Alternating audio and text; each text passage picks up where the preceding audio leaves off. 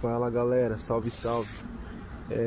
Fazendo esse videozinho aí pra vocês, eu gravei um vídeo melhor pra vocês ouvir o barulho do motor que tá fazendo a minha moto, entendeu? Eu vou deixar o videozinho logo a seguir aí pra vocês escutarem e ver. Eu postei ele na rede vizinha também.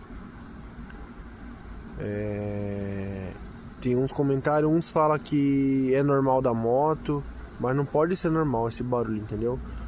Um falou lá que é o motor de partida que tá solto, tá dando esse problema. Outro fala que é o tensor da corrente de comando. Cada um fala uma coisa, entendeu? Aí eu gravei um vídeo com menos... Tentei fazer o menos vento possível e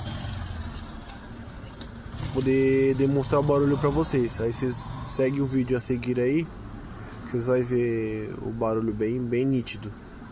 Vocês dão um parecer aí o que pode ser esse barulho aí. E tem um que fala que o barulho é dela mesmo, mas não é todas as motos que faz, é algumas que faz esse barulho, entendeu?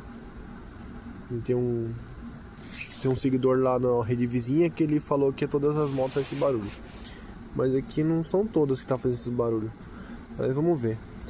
Eu levei ela para fazer revisão hoje, mas eu acho que o mecânico não chegou a olhar esse barulho que eu pedi para ele dar uma olhada. Aí fica a seguir com o vídeo aí com o barulho que ela tá fazendo, para vocês verem o que vocês acham que pode ser.